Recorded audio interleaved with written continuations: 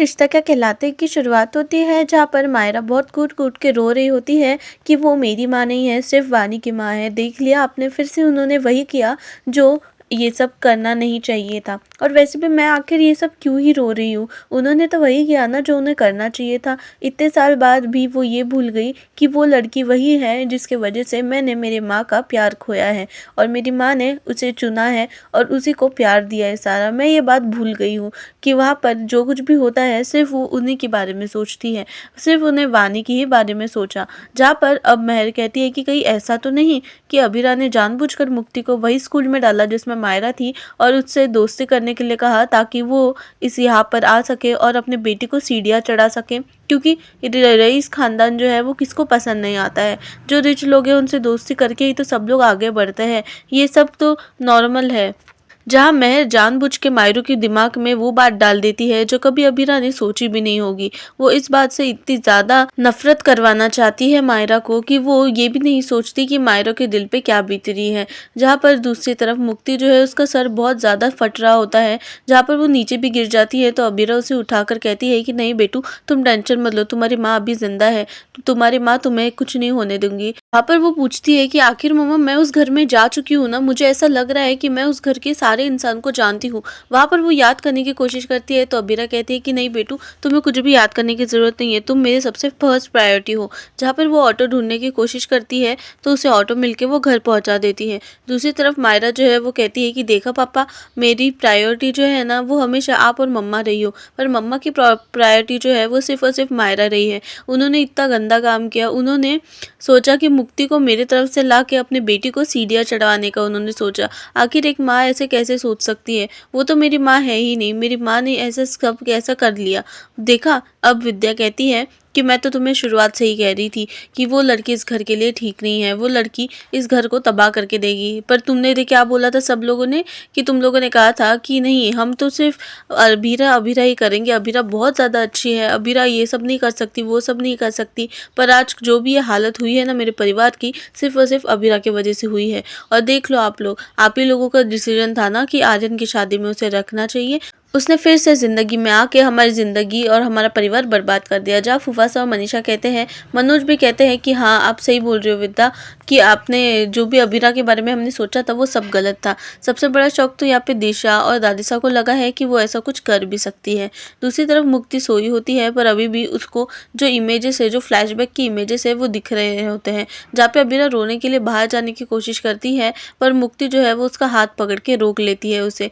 जहाँ पर मुक्ति को ऐसा करने के बाद मुक्ति को सारे जितने भी पल हुए थे, जितने भी 8 साल पहले हुए थे हादसे, वो सारे के सारे याद आ जाते हैं, जिसके वजह से वो एकदम शॉक के इससे उठती है। शॉक के इससे उठने के बाद वो सबसे पहले अबीरा की तरफ देखती है और अपना चश्मा ढूंढने लग जाती है। अपना चश्मा पहनने के बाद वो कहती है कि मुझे सब याद आ गया है माँ। वो उठते साथ ही माँ का नाम चिल्लाती है, जहाँ अबीरा कहती है कि मैं बेबी गर्ल, माँ तो यहीं पर है, तेरे साथ है। जहाँ मुक्ति कहती है कि जो मेरे साथ है वो मायरा की मम्मा है, मेरी नहीं है। जहाँ पर अबीरा ये सब सुन के बाद कहती है कि तुझे सब आ गया याद। जहाँ पर अबीरा रोते हुए कहती है कि मुझे नहीं पता कि तू मुझे अपनी माँ मानेगी या नहीं, पर मेरे लिए बच्चे का मतलब तू और मायरा ही है। जहाँ पर वो कूट कूट के रोने लग जाती है अबीरा और कहती है कि मेरे लिए तो तुम ही लोग सबसे बड़ी प्रायोरिटी हो। मैंने कभी नहीं सोचा कि तुम मेरी बेटी बिल्कुल भी नहीं हो। मैंने हमेशा तुम्हें ही अपना प्रायोरिटी माना है। जहाँ पर वो दोनों ही गले मिल के रोने लग जाते हैं। जहाँ पर अबीरा फाइनली बताती है कि मैं तुम्हें सब सच्चाई बताने वाली थी पास्ट के बारे में, पर तुम्हारे ट्रॉमा की वजह से मुझे डॉक्टर ने ये सारी बातें जो है वो तुम्हें बताने से मना किया था, क्योंकि तुम ट्रॉमा में हो। इसीलिए मैंने तुम्हारा नाम भी चेंज कर दिया और पुराने रिश्ते जितने भी थे जो तुम्हें याद दिला सकते थे वो सारे नाते मैंने तोड़ दिया, ताकि तुम्हें मैं महर से बचा सकूँ। महर से बचाने के लिए ही मैंने तुम्हारा नाम वानी से मुक्ति कर दिया। जहाँ अबीरा नोटिस करती है कि मुक्ति तो कुछ बोल ही नहीं रही होती है, फिर उसके बाद मुक्ति कहती है कि मैं आपसे नाराज़ हूँ। आपने मेरे लिए अपना पूरा परिवार छोड़ दिया, अपने पूरे नाते आपने सिर्फ और सिर्फ मेरे लिए तोड़ दिया, एक अनजान इंसान के लिए। आखिर एक अनजान के लिए इतना सब कुछ कौन करता है।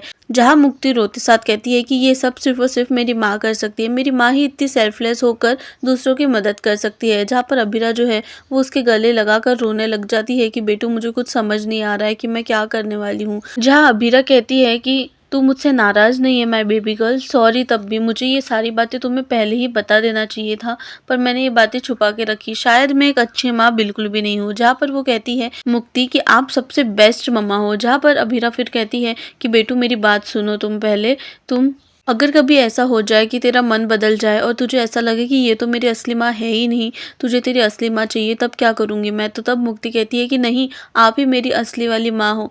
हाँ, उन्होंने मुझे जन्म दिया है, पर माँ आपने मुझे जीना सिखाया है। वो भी अगर ऊपर होंगी ना तो आपको थैंक यू ही बोल रही होंगी। जहाँ पर वो उसकी लैब पर सर रख के रोने लग जाती है और कहती है कि मुझे आपको सॉरी बोलना है क्योंकि मैं पनौती हूँ। जहाँ पर अबीरा कहती है कि मुक्ति क्या बोल रही है, तू सॉरी क्यों बोल रही है और ये कैसी अनाप शनाप बातें कर रही है? जहाँ वो कहती है कि मुझे मेहर से बचाने के लिए आपने अपना परिवार छोड़ दिया, आपने अपना परिवार, अपनी ज़िंदगी सब पीछे छोड़ दी और अपनी बेटी को भी आपने अलग कर दिया, सिर्फ़ मेरे वजह से, इसलिए मैं बहुत ज़्यादा सॉरी हूँ। जहाँ पर अबीरा उसे समझाती है कि नहीं मुक्ति, मैंने जो भी किया सिर्फ तेरे लिए तो किया है, पर तेरी वजह से नहीं किया है। मैंने उस घर को छोड़ा क्योंकि मेहर पे सब लोग इतना ज़्यादा ट्रस्ट करने लग गए थे कि मेरी बात पे किसी को भरोसा ही नहीं था। तो मैं वहाँ पर रह के क्या करती? मैंने वो सब किया ताकि मैं तुझे प्रोटेक्ट कर सकूँ मेहर से। और वहाँ पे जब कोई मेरी बात सुन ही नहीं रहा था, सब मेहर पे ट्रस्ट कर रहे थे, तो मेरे पास और कोई ऑप्शन ही नहीं बचा बेटा वहाँ से बाहर निकलने का। यहाँ तक कि मैं मंकी को भी कन्विंस नहीं कर पाई थी कि तेरे आने से उसकी इम्पोर्टेंस कम हो जाएगी। मैं घर को कभी नहीं छोड़ी रहती, पर हालात ने इतना ज़्यादा नामुमकिन कर दिया था मेरे लिए कि मुझे वो घर को छोड़ना पड़ा। पर ये याद रख, तेरे वजह से मैंने कुछ नहीं किया है। इसीलिए प्लीज़ तू अब ये सब बारे में मत सोच और ये ब्लेम तू खुद पे मत ले क्योंकि तूने ये सब कुछ नहीं किया है। जहाँ पर अब मुक्ति कहती है कि मम्मा अगर ऐसी बात है तो आप अभी मायरा से बात कैसे करोगे? मायरा तो आपसे बात भी करना नहीं चाहेगी। जहाँ पर अबीरा कहती है कि मायरा के सामने मैं कुछ भी बोलूँगी ना, तब भी उसे भरोसा नहीं होगा। उसे तो ऐसा लग रहा होगा कि मैंने हमेशा उससे झूठ ही बोला है। जहाँ पे मुक्ति कहती है मुझे पहले ही समझ जाना चाहिए था कि वो ही आपकी मंकी है क्योंकि उसकी हरकतें भी मंकी जैसी, आपको पता है मैं भी उसे मंकी ही बुलाती थी। जहाँ पर अब अबीरा कहती है कि अब तो ना अरमान मेरी बात पे भरोसा करने वाला है ना मायरा, क्योंकि वो दोनों ही बहुत ज़्यादा गुस्से में हैं। उन्हें यही लग रहा होगा कि मैंने तेरी आइडेंटिटी छुपा के रखी है, तो इस मामले में वो मुझसे बात भी करना नहीं चाहेंगी। जहाँ पर अब फाइनली अपनी माँ के आंसू पोंछते हुए मुक्ति कहती है कि आपको टेंशन लेने की ज़रूरत नहीं है, आप सिर्फ अंकल को संभालो। अब बंदर को संभालने की, मायरा की संभालने की जिम्मेदारी मैं लेती हूँ। मैं उसे ये कर लूँगी क्योंकि वो मेरी फ्रेंड है। जहाँ पर वो जल्दी से अपनी माँ के गले लग जाती है। जहाँ अबीरा कहती है कि मेहर की छुट्टी तो मैं कर लूँगी। दूसरी तरफ तान्या कहती है कि दादी साहब चलिए मैं आपको आपके रूम में लेके जाती हूँ। तो वहाँ पे आर्यन कहता है कि हाँ मैं भी आपको आपकी दवाई दे देता हूँ। जहाँ विद्या आकर कहती है कि आप तीनों अभी भी सच बताएंगे या नहीं। जहाँ माधव जी कहते हैं कि दवाई दो ना, या आइसक्रीम का डब्बा क्यों दे रही हो। जहाँ पर विद्या कहती है कि अबीरा जिस दिन ये घर छोड़ के जाने वाली थी उस दिन मासा ने चेयर से नीचे गिरने का नाटक किया था ताकि हम लोग अबीरा को रोक ले करके। इन्हें पता था कि अगर इनके सेहत के लिए हम अबीरा को भी सह लेंगे और इन्होंने उसी बात का फ़ायदा उठाया, हमारे प्यार का नाजायज़ फ़ायदा उठाया है इन्होंने। जबकि सच तो ये है कि मासा की रिपोर्ट जो है वो नॉर्मल है और फिर रूम में जाके ये तीनों के साथ प्लानिंग कर रही है कि कैसे अबीरा को वापस इस घर में लाया जाए, कैसे उसको इस घर में वापस ज़्यादा दिन तक रुकाया जाए। जहाँ पे फूफासा आकर कहते हैं कि काजल रोज़ मंदिर में आपके लिए दिया जलाने गई थी, मैं रोज़ ऑफिस से जल्दी आ रहा था। आर्यन की शादी के बीच में भी मनोज और मनीषा जो है वो आपका ध्यान रख रहे थे, माधव जी भी आपका ध्यान रख रहे हैं, यहाँ पे सब आपका ध्यान रख रहे थे और आपने ये सब किया। ये मासा आपको शोभा नहीं देता। ये कैसा मजाक है मासा। जहाँ पर जो दादी सा है वो समझाने की कोशिश करती है, पर मनोज जो है वो आकर कहते हैं कि नहीं बस बस करिए मासा, क्या सिर्फ माँ का प्यार ही सब कुछ होता है, बच्चों की टेंशन कुछ नहीं होती। अबीरा को इस घर में रोकने के लिए आपने हमारा प्यार का ही मजाक बना दिया। काजल कहती है कि तुम दोनों क्या कर रहे थे, तुम दोनों तो हमें सच बता सकते थे। तो वहाँ पर क्रिश जाकर कहता है कि तान्या बस करो, तुम तो कोई जवाब ही मत दो। जहाँ पर अब फाइनली जो हमारी दादी सा है वो कहती है कि मैं तो सिर्फ घर को बचाने के लिए ये सब कर रही थी। हमारा घर जो है, हमारा परिवार जो है वो टूटा है। मैं सोच रही थी कि काश ये परिवार फिर से जुड़ जाता तो कितना अच्छा होता। मायरा को उसकी माँ मिल जाती और अरमान को उसका जीवन साथी मिल जाता।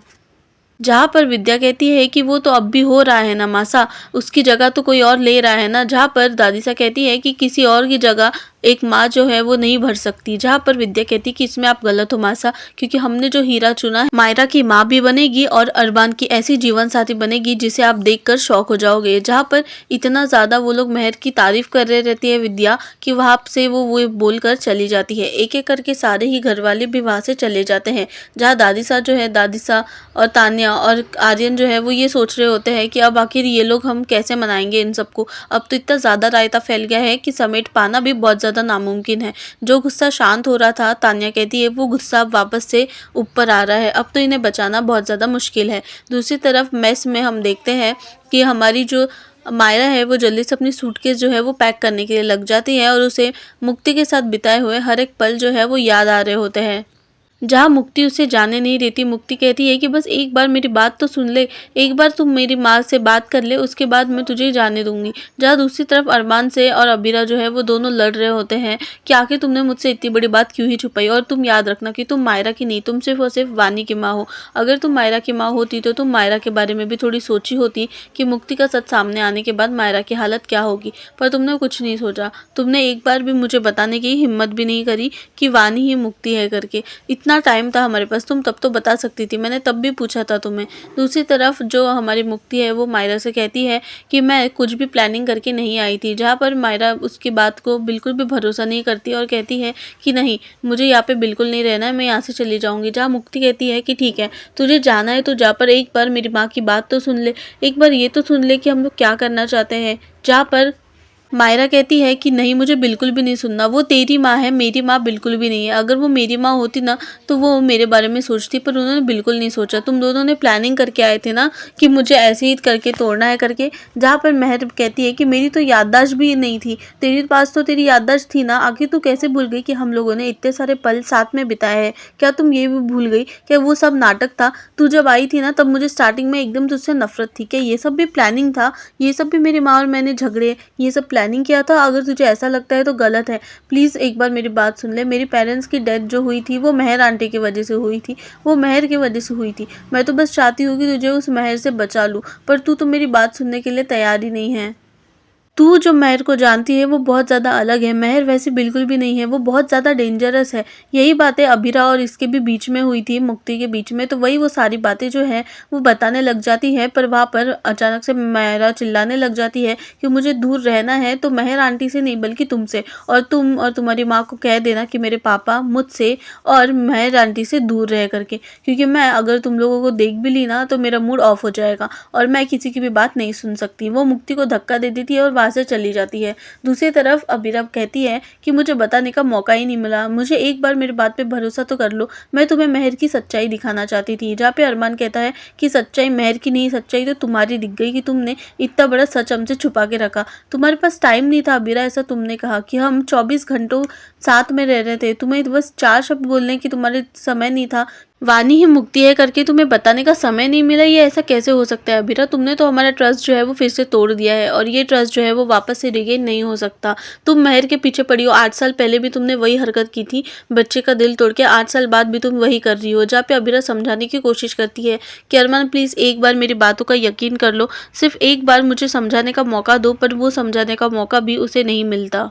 जहाँ दूसरी तरफ अरमान जो है वो पूरी जितनी भी फ़ोटोग्राफ्स होती है उसकी शादी की और अबीरा के साथ, वो सारी फ़ोटोग्राफ जो है वो जला देता है, ये बोलकर कि मेरा प्यार तो हमेशा नाकामयाब रहा और प्यार के वजह से मुझे बहुत कुछ सहन करना पड़ा, पर इस प्यार को अब मैं हमेशा के लिए मेरी ज़िंदगी से मिटाने जा रहा हूँ। अभी मैं एक ज़िंदगी की नई शुरुआत करूँगा जिसमें इसकी ज़रूरत तो बिल्कुल भी नहीं होगी।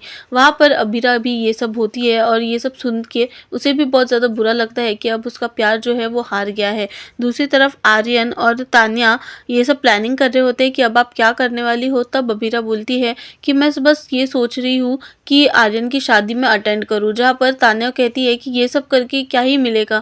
जहाँ पर वो लोग सभी बहुत ज़्यादा टेंस होते हैं। तो दोस्तों, आपको ये एपिसोड कैसा लगा मुझे कमेंट सेक्शन में बताना भूलना मत। क्या अबीरा का आर्यन की शादी में जाकर सब ठीक होना पॉसिबल हो पाएगा? और आखिर और कितने दिन लगेंगे महर का सच सबके सामने आने के लिए? और महर का सच सबके सामने आने के बाद क्या अबीरा जिंदा रह पाएगी या उसे भी अब सीरियल वाले हटा देंगे? ये देखने के लिए मेरे साथ ऐसे ही जुड़े रहो। और अगर आप चैनल पर नए हो तो सब्सक्राइब करना भूलना मत। मैं मिलती हूँ कल इसी समय पर नेक्स्ट टाइम और नेक्स्ट वीडियो और नेक्स्ट अपडेट के साथ। तब तक के लिए बाय बाय, टेक केयर।